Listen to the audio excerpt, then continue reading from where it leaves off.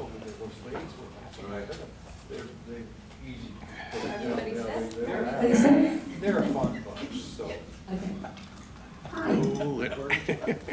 I'm Sue Peters, and I'm going to talk to you about money. Money?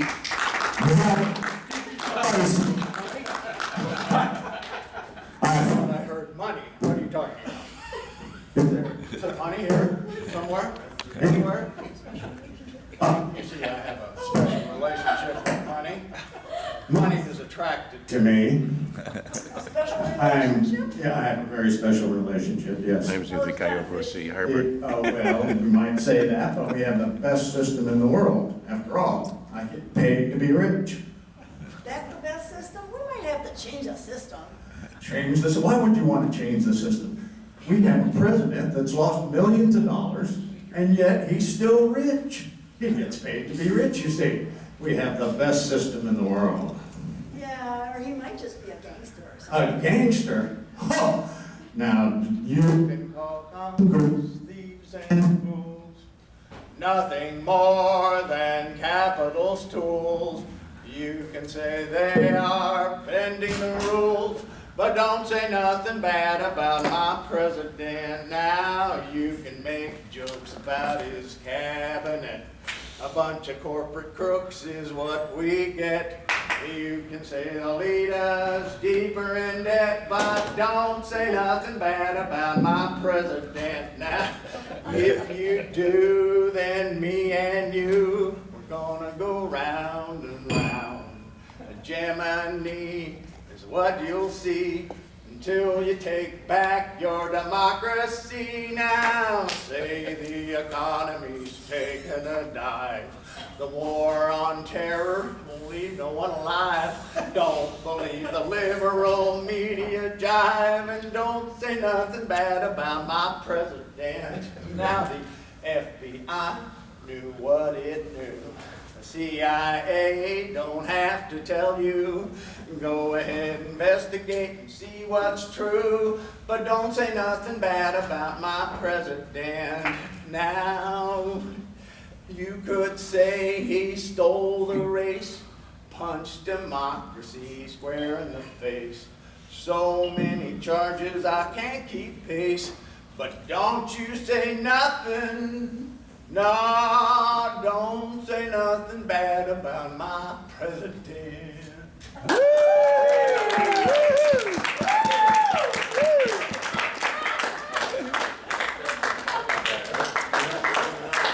All right, Howard. Thank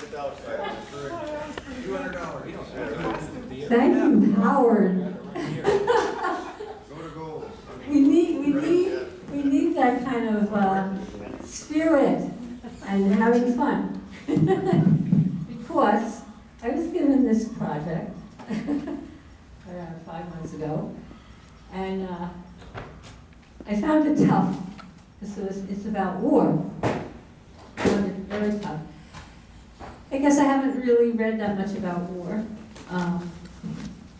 Felt that, been faced with having to think about it all that much. So this is the outcome of that. This is the title. Debt drives war, and war drives debt. That was this project that was given is in honor of Poteat, and he was a member of Veterans Against War. Veterans for Peace. And he used to give talks with this title. And the subtitle I put was The Powers of Bank Credit Creation in World War I. So I had an open choice of what to study. It took, a while thinking about it, talking to friends about it. And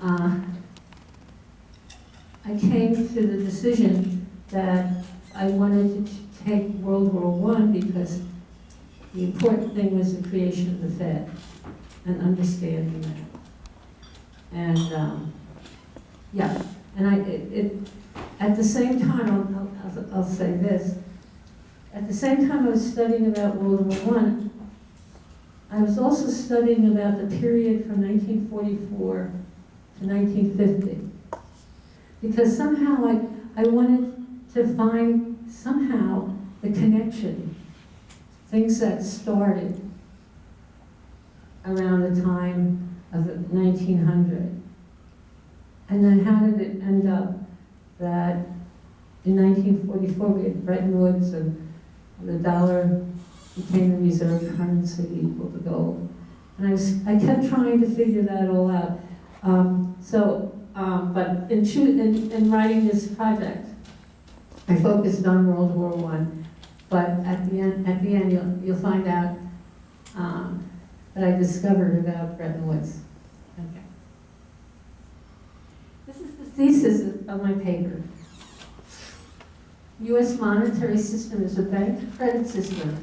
By law, the commercial banks have been given the power to create the deposits in the borrower's account when the loan is made. I should say that I wrote the paper for people who did not know the monetary system. I felt like that was important. Some of the material later on is detailed. It's a lot. Okay. These created bank deposits become the means of exchange for goods and services. Thus, our means of exchange is debt. Our money supply thus generates interest to the banks without stop, whether there is war or peace, whether there is prosperity or depression, whether the sun is shining or a hurricane threatens. This is a profit-driven system. The system encourages greed in humans and is the mechanism for the private money power to amass wealth for the few. Since most profits are made from war, this system facilitates greatly the funding and execution of the war. Bob Poteat, former director of the American Monetary System, AMI Institute, liked to say, debt drives war and war drives debt.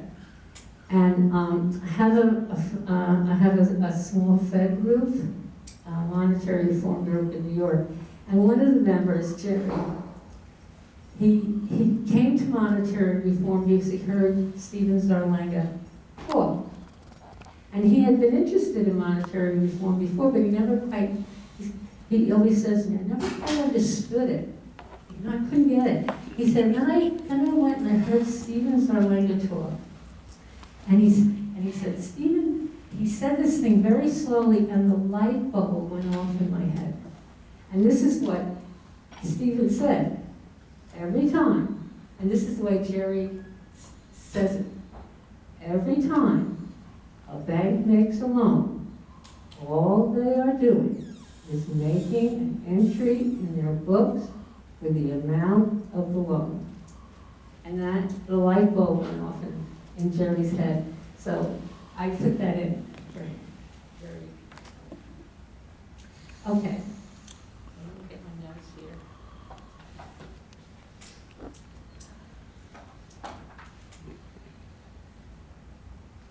Oh, before I do that, I wanted to just read something. This is one of the first things, when I started this project, one of the first things I read was a description of World War I by Carol Quigley, and it took my breath away. I'm going to read it to you, part of it. And he wrote the book, Tragedy and Hope. The First World War was a catastrophe of such magnitude that even today, the imagination has some difficulty grasping it. In the year 1916, in 2 battles, Verdun and the Somme, casualties of over 1,700,000 were suffered by both sides. In the artillery barrage was opened the French attack in April of 1917. 11 million shells were fired on a 30-mile front in 10 days. 3 months later, on an 11-mile front, the British fired 4,200,000 250,000 shells, costing 22 million pounds in a preliminary barrage, and lost 400,000 men in the ensuing infantry assault. On all fronts in the whole war, almost 13 million men in the various armed forces died from wounds and disease. It has been estimated by the Carnegie Endowment for International Peace that the war destroyed over $400 billion of property. So it was a little overwhelming. It was hard at the beginning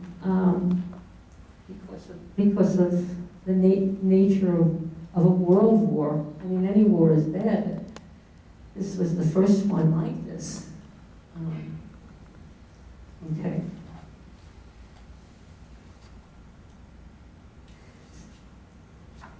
So,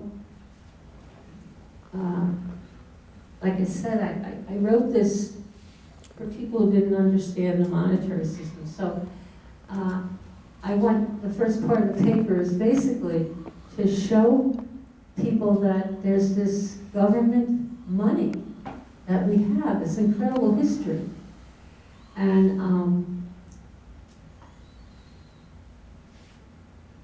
so the state banknotes came in, and these are the private debt, credit. In 1781, it's snuck in right after the revolution. We won the revolution, and as Alexander Delmar said, that we lost the war with letting the banks in. What's important for the Federal Reserve Act is 1900, there was the Gold Standard Act, and gold coins were our legal tender, and there was other treasury money made equal to the gold, which was called lawful money. And the lawful money was silver coins, gold and silver paper certificates representing the gold and silver coins, and greenbacks, right? So that was the money the people wanted in their hands. That was the money that didn't disappear, right? Now, the national banknotes, which had begun in 1863 with the National Bank Act that passed Congress, part of that was to phase out the state banknotes and have just one uniform currency. So the national banknotes were a good part of the currency, and people, and by the time of the Federal Reserve law, those national banknotes were accepted by the people at par with the lawful money and gold coins of the government, because they were backed by government bonds and the Treasury, and there was a limit on the amount of banknotes any one bank could issue. And they were the first banks that, by law, had to keep a certain amount of reserves, and they were regulated by the controller of the currency in Washington, who audited them and regulated them. So actually all of these currencies and coins at the time of the Federal Reserve law were accepted and wanted by the people in their hands. Right? Okay, so that's important to keep in your head around this history.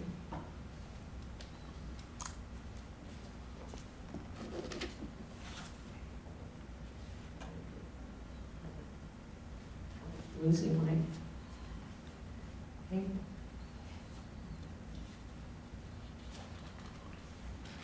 I think the laser pointer's still up there. Wait a minute.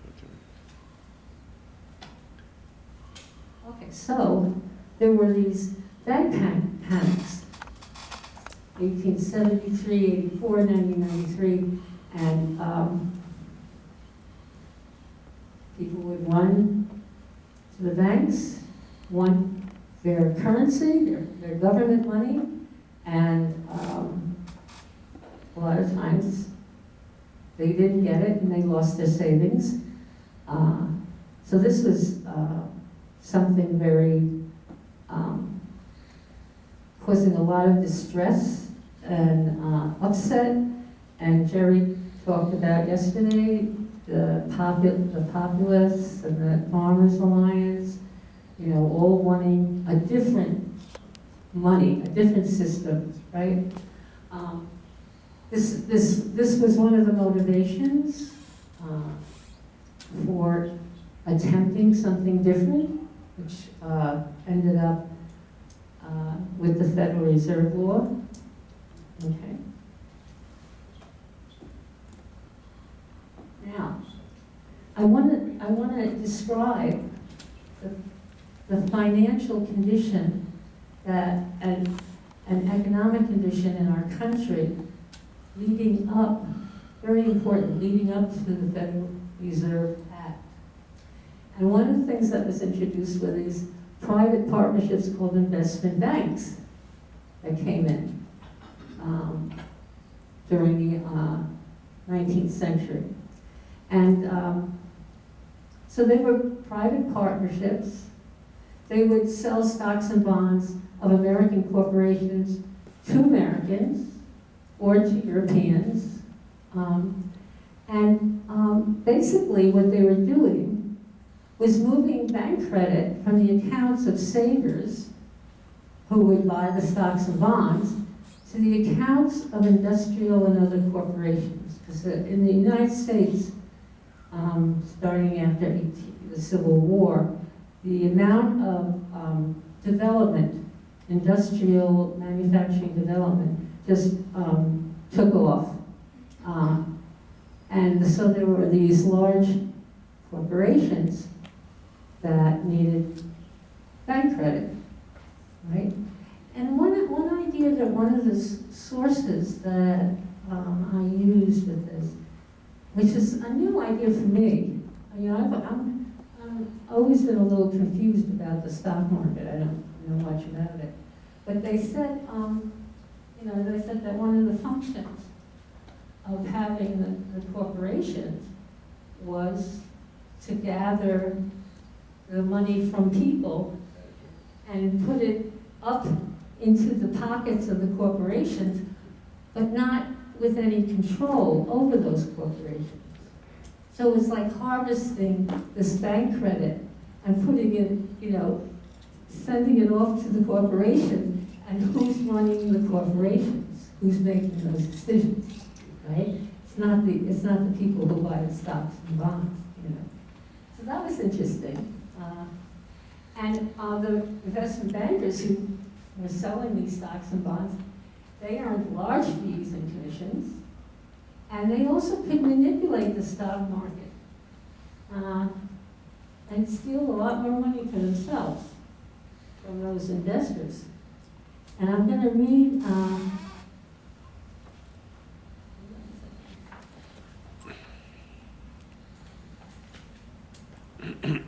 well, this is a description of the economics of what was going on in the country. Throughout the century, there were, quote, irresistible constructive forces. Industry and agriculture were transformed by more efficient machinery.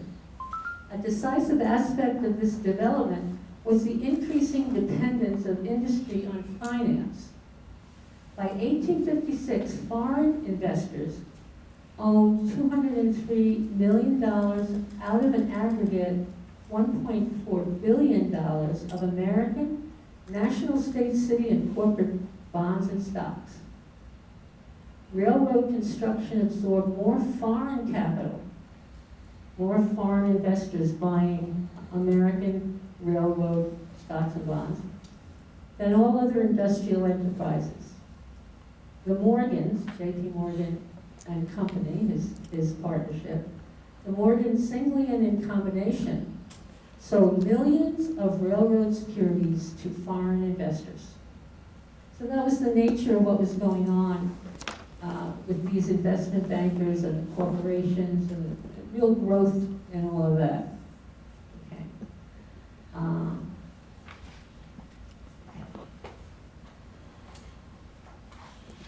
The trust. Okay, so starting around 1890, they developed this kind of a web of influence and ownership and control with the investment bankers and the large commercial banks in the cities, especially New York, and the corporations, the industrial corporations. And people, ordinary people, became more concerned about this. I'll read you some quotes. When McKinley took office, the middle class looked on impotently while factories, railroads, gas and electric plants, street railway lines, telephone systems, and mines were converted from a state of individual or mere corporate ownership into the trust form, owned by great single corporations with stupendous amounts of capital. End quote. And another quote. The great magnates controlled vastly powerful New York banks, the stock issues of the Steel Trust, as well as those of many other trusts, were sold to these banks. And I'll read you a description. This is by an author who wrote a book. His name is Gustavus Myers. He's written a number of books. And this is his description of the investment banking firm of Morgan and how they harvested all the bank credit into their accounts.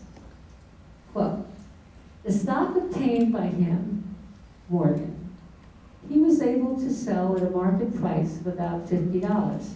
This comes from when the creation of the steel, U.S. Steel, which was the first billion-dollar company, and he for his efforts, he received a certain amount of stock in U.S. Steel.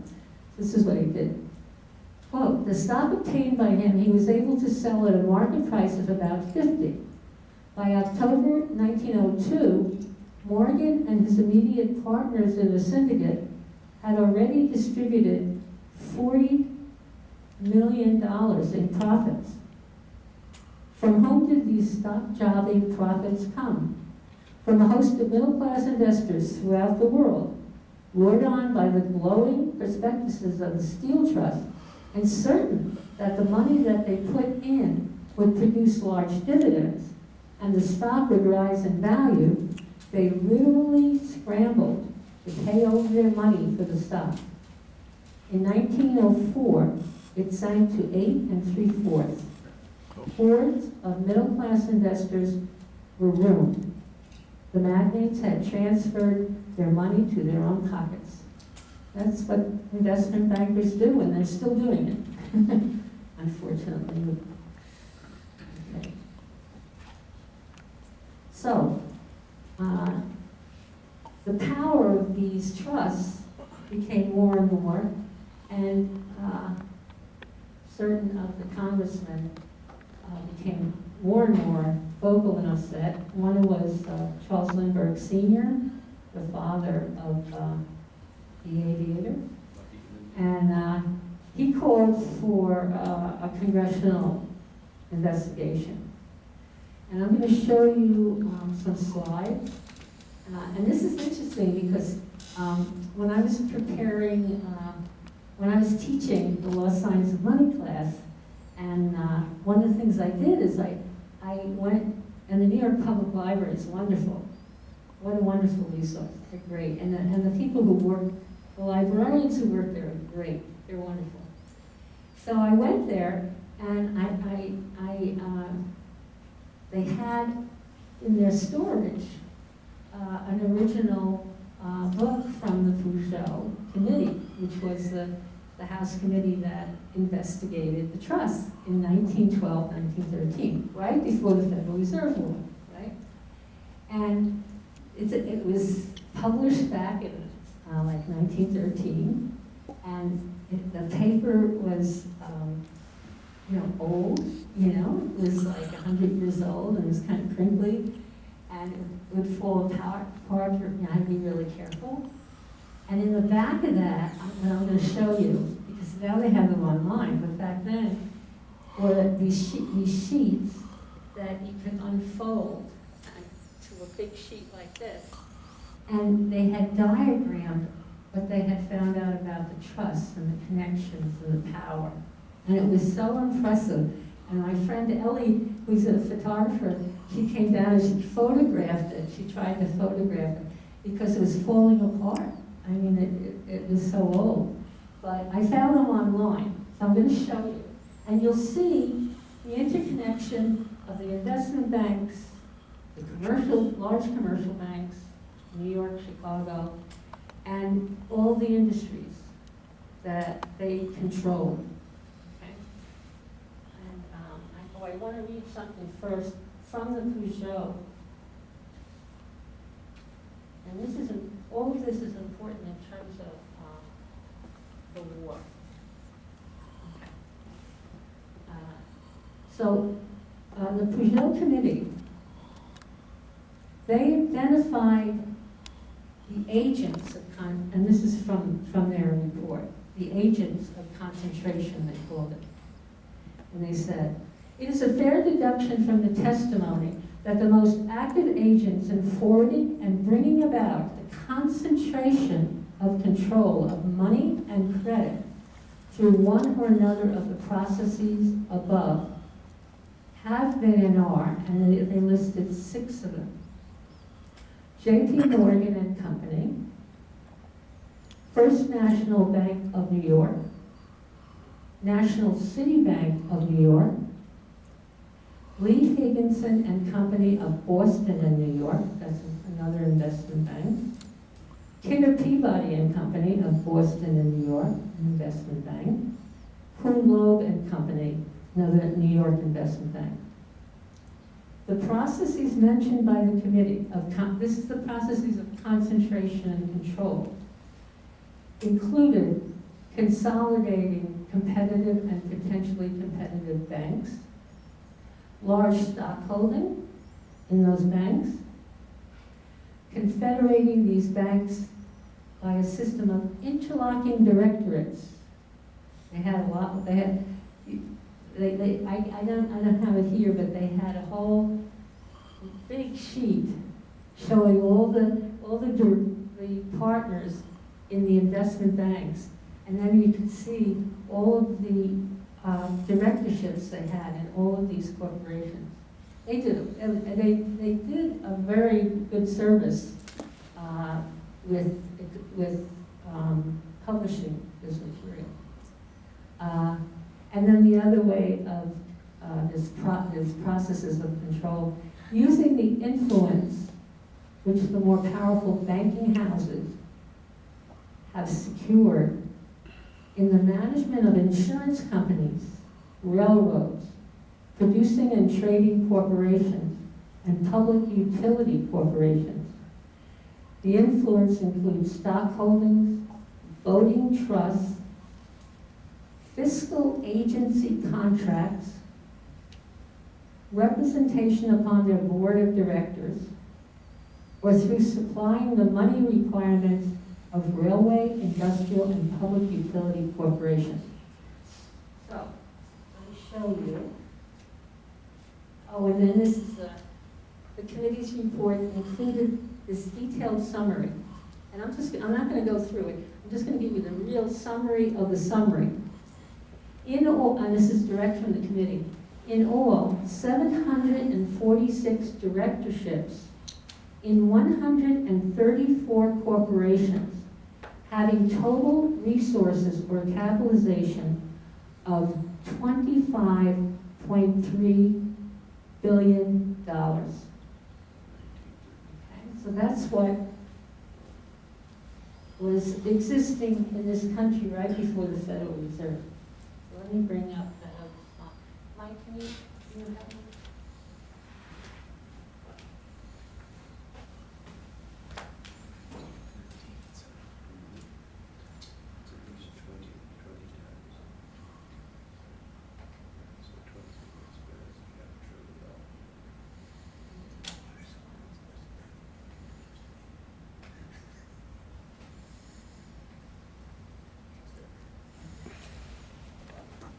So there's two separate diagrams here. This is the first one, exhibit number 243 in the report.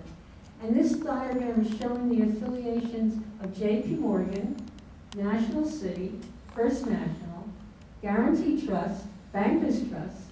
So there you have one investment banker and 4 large commercial banks with the large corporations of the United States with all of those influences and ownership and control, right? So the first one. So this is the key. Here, Sue. Sue, here. Here's a laser pointer. Oh. This is the okay. top button. The top button? Okay, thank you. This is key. Okay, so here's the list of J.P. Morgan and these banks. And when you look at the diagram, they color-coded it. It's very helpful, you know. So there's color-coded affiliations with these 3 banks or with this bank. And then they went through, I mean, I was very impressed. They had the different lines connecting these banks to the industries, and they show you the way of control. I mean, they went into such detail. So can we see the next one? Now, this is a piece, this is the centerpiece of their diagram. And this shows J.P. Morgan, right, the investment banker, and here's the commercial banks, right? Most of them in New York, right? And here's some more. And you can see the color coding, you know, depending on the banks. And they're going to the different industries, right? So you have, there's an express, I'm not sure what that is. Metals, you know, vegetable products, miscellaneous, telegraph, traction, lighting and power, banks and trust companies, you know. So they did, they really give you it all, right? And all of these different lines, you know, colors and everything, are telling you how they're being controlled, right? And they're being controlled, as you see, by the investment banks and the commercial banks, right? So the next one. And this is the diagram. We were just looking at this part, see? And it goes out, it's really hard to see what this is. I can hardly see it. You know. But these are the different industries. You want to bring? I can try this. Oh, yeah. Mike's gonna. The resolution makes it difficult. Yes, it's a difficult resolution. What's this? These are railroads. Which part do you want me to zoom in on? Jesus. No, this is okay. These are railroads, so, you know, they all lead up to the banks. You know? Those are the ones that are deciding here. Sure. You know? Sit on that board. So that was one diagram. I'm going to show you the next diagram, which is another exhibit from them. This is 244. And this is showing Morgan, Kidder Peabody, Higginson and Company. Those are 3 investment banks. And this is, here's the commercial banks: First National Bank, Illinois Trust and Saving, Continental and Commercial National Bank of Chicago. So Chicago is another big city with very large commercial banks. and investment banks affiliated with Morgan. And again, they show you the color coding, and they show you the means of control with the different lines. The next one. Oh yeah, this is that's what I was just saying. These are the investment banks and commercial banks in this. Okay, next. And here they are. Here's J.P. Morgan, Lee Higginson, Boston, Kidder Peabody, Boston. Those are the investment bankers. And here are the commercial banks here in Chicago, which, one of the big cities with big banks.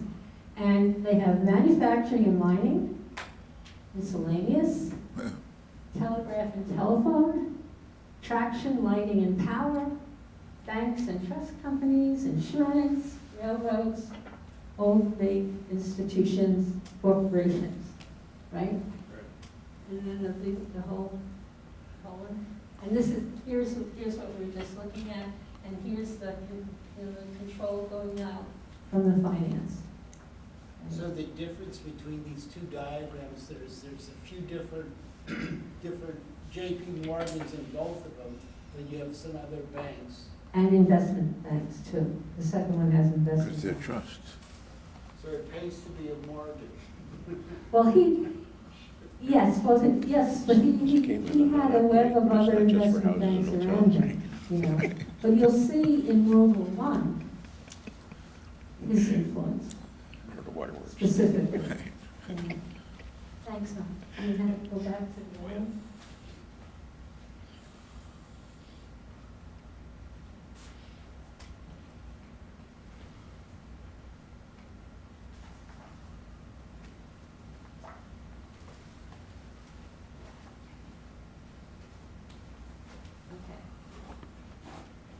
The next part is about the creation of the Federal Reserve itself.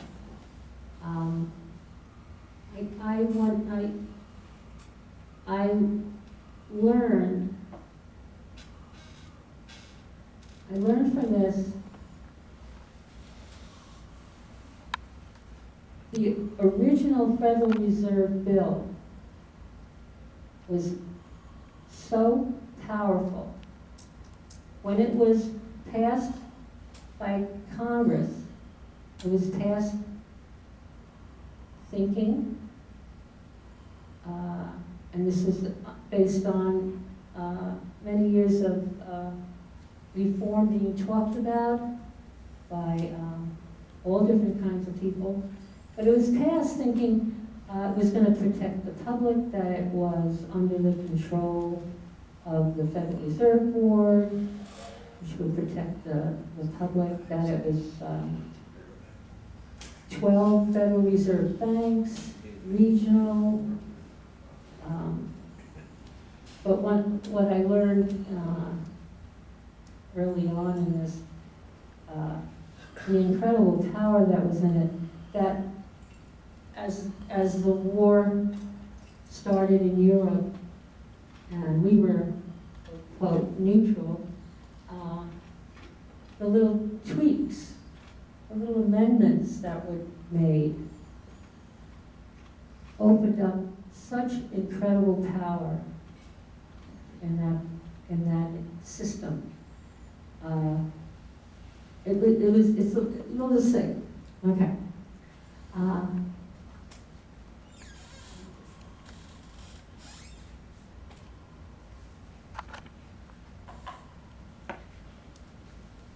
Okay, so the Act, this is the very beginning of the Act. These are the major powers. This is why people wanted it passed.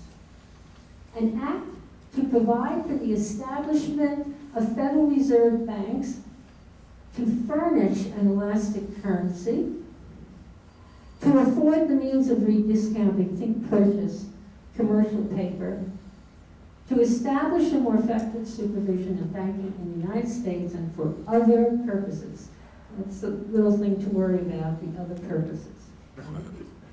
But basically, the public and the politicians and business wanted when the banks had all those panics, they wanted some bank there to push the currency out so people could have their money, right? And so they needed a lender of last resort, they called it. And that was to furnish an elastic currency. That was that power there.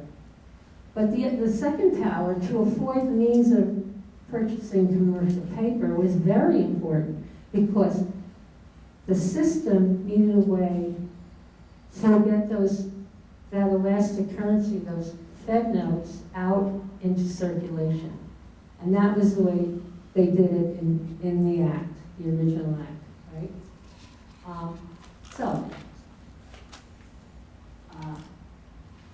The power to issue the elastic currency of the Fed notes, Federal Reserve notes, but here I just call them Fed notes. Okay. And the power to purchase member bank debt from members is to give the Federal Reserve notes in return, right? Give me your member bank, give me your debt, and I'll give you Federal Reserve notes. That was how to get them out into circulation. In the act, the Fed notes would gradually replace the national banknotes, which would be phased out. That was part of the original bill. But note, even though the Fed notes would gradually replace the national banknotes, there's still that pesky government currency out there. You know, the gold coins, the lawful money. You know, this was a long-term plan for the system that the Fed notes would gradually replace that pesky government money. Yeah. And of course, 1933 came and Roosevelt took us off the gold standard, and at least the gold money went away. You know, he was helpful to the system. Okay.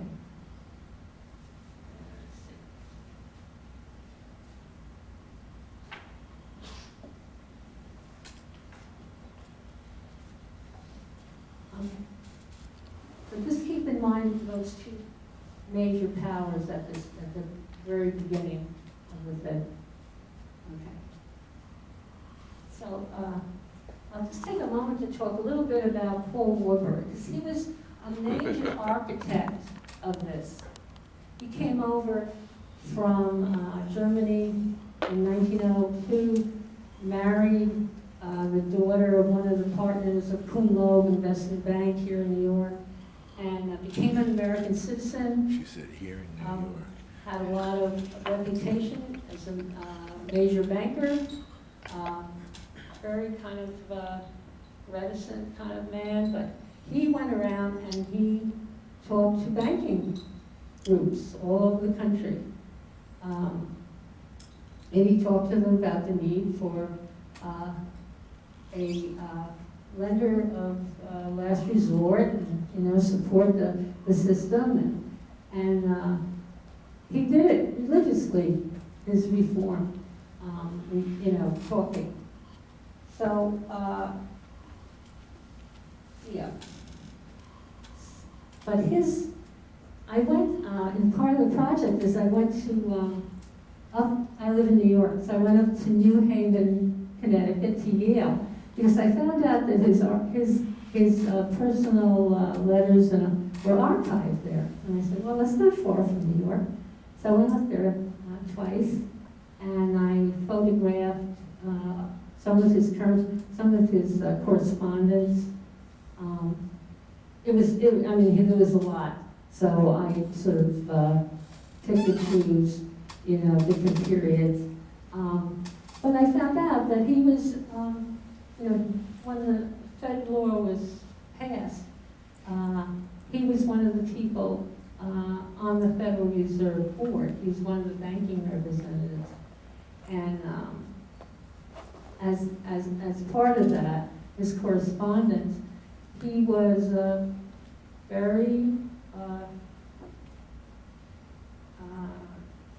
how you would say it, slowly talking to Congress people and thinking about the amendments that, might be helpful to making the system stronger, and very focused on that and sharing some of his banker thoughts about how, we have to figure out how to get the gold out of the people's hands and into the Federal Reserve banks, I mean, he had a lot of forethought. And I don't remember the source.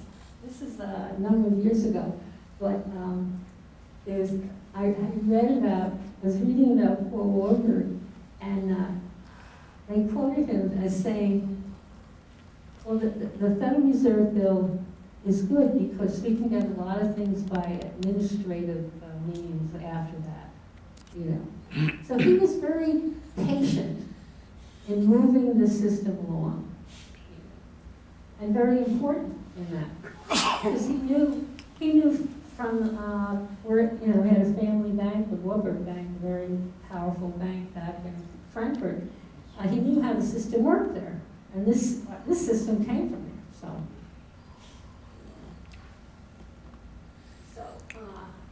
Sue, did you know about the Paul Warburg's issue with the Jekyll Island, and do you know about that? I know all about that, but I didn't want to go down that route. I wanted to keep it focused really on the passage of the bill and the powers in the bill. Okay, I wasn't sure if you were going to go through there or not. It's interesting. No, it's very interesting, but it's not necessary to understanding really what happened and the effect on us with the war. There's one thing that might be interesting. Little Orphan Annie, Daddy Warbucks, is Paul Warburg. Oh.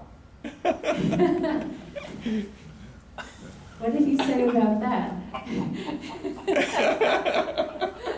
That's right. That is funny. Okay. So these are some of the goals of the architects of the system. That's why I brought up Paul Warburg as one of the major ones. Ultimately, they wanted to replace the gold and lawful currency, our government's money, from the hands of the people. They wanted to really get rid of it, right? But the gold they wanted, because in the law, the Fed notes had to be backed by 40% gold. So they needed the gold in the Federal Reserve Bank in order to issue their Fed notes. So the more gold and lawful money in reserves. Okay, so the member banks had reserves and of gold and lawful money.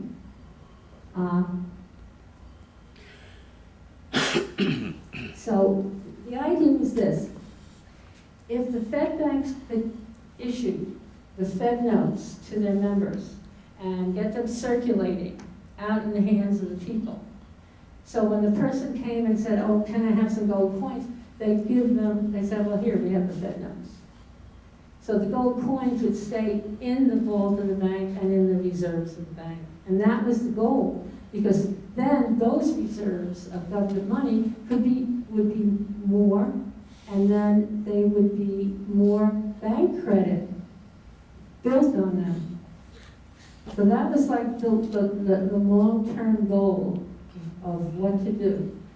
And the original act also gave the Fed banks the authority to buy member bank loans secured by bonds and notes of the government of the United States. It is in there.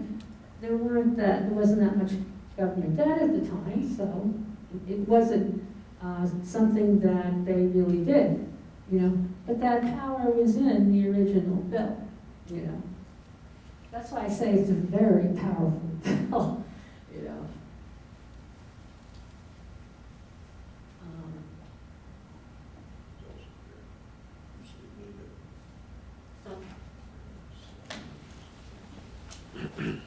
Okay, so I just want to talk a little bit about the system. There was the Federal Reserve Board. Okay, so the board had 7 members. 2 of the members were ex officio, just because they they had these offices in Washington. One was the Secretary of the Treasury, and the other was the controller of the currency, right? And the other 5 members were appointed by the President of the United States with the consent of the Senate. At least 2 of the appointees were to be experienced in banking and finance. So that was one of the reasons Paul Warburg was there. And his appointment by President Wilson to the board was very controversial. Very, very controversial. And in Warburg's archives, he had his secretary. I mean, thank goodness he had a secretary, because everything was typed up in English. And he was an excellent communicator, Warburg. Very, very, very clear. And they say, he and his secretary, they say that all the newspaper articles from around the country that had anything to do with response to what was going on out there with the Federal Reserve. The 12 Federal Reserve banks, okay, so there was 12 geographical regions, each with a Fed bank.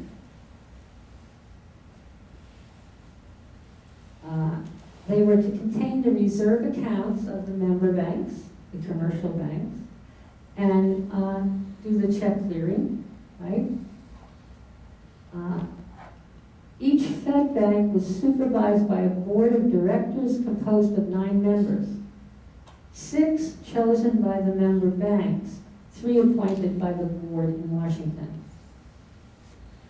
Each member bank was required to buy stock in their Fed bank, and only the member banks had stock in the Fed bank.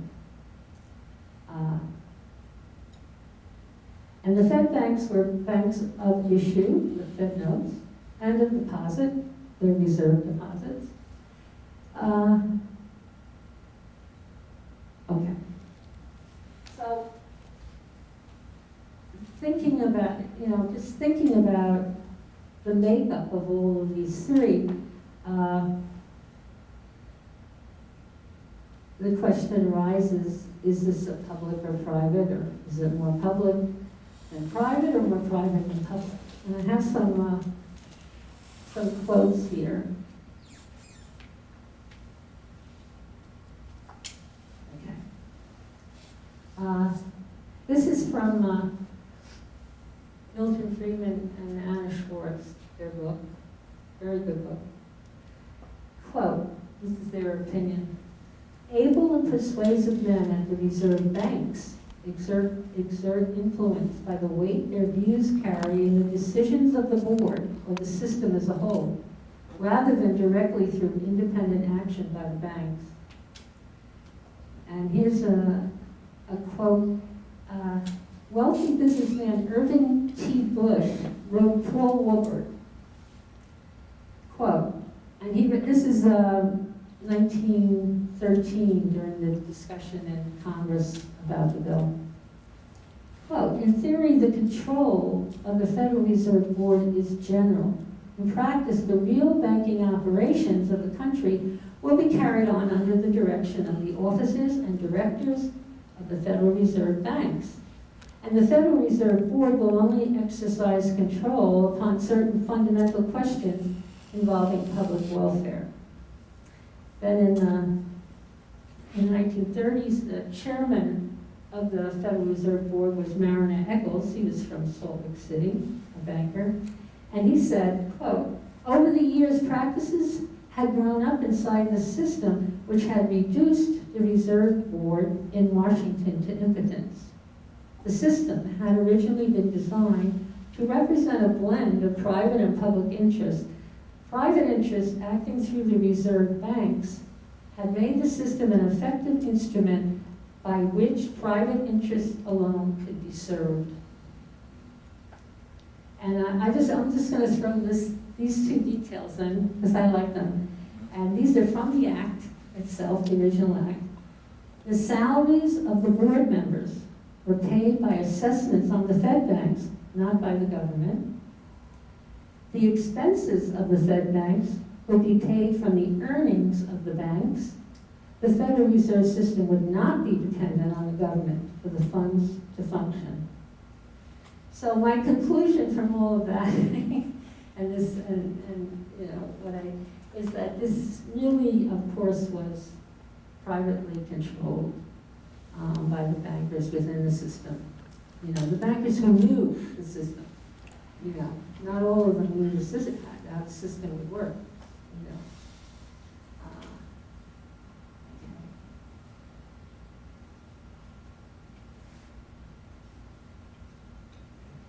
Okay, I just want to talk about Fed notes, because Bob Poteat used to say, you know, you just get all upset about Fed notes and your debt, and I never quite understood it. So I went into detail, and this is what I found out. Okay.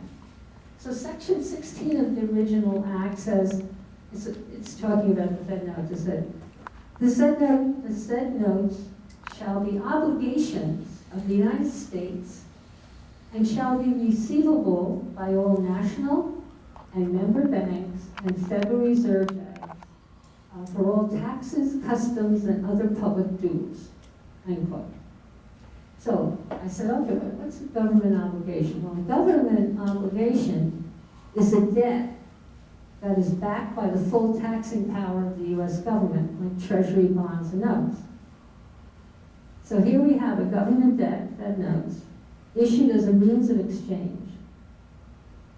So it's bank credit, another means of exchange. It's similar. It's like a pyramid of debt, right? We have the commercial banks creating their bank credit, and now we have the Fed banks, all 12 of them, creating their Fed notes, more debt. So it's a pyramid of debt. The Fed notes had to be backed up with a reserve by the Fed banks of 40% gold and 100% commercial paper, which is why they had that power to purchase the commercial paper and pay with Fed notes, right? Because they needed the commercial paper too. And that was, you know, that was the focus when this bill was passed, was, well, they're only going to have the power to purchase this commercial paper only up to 3 months, a loan of only 3 months. So that seems innocuous, right? I mean, that's the business of, you know, producers, you know, moving their products through the economy and getting it to the end users and, you know, the consumers. And it's like, you know, we'll give it 3 months, and those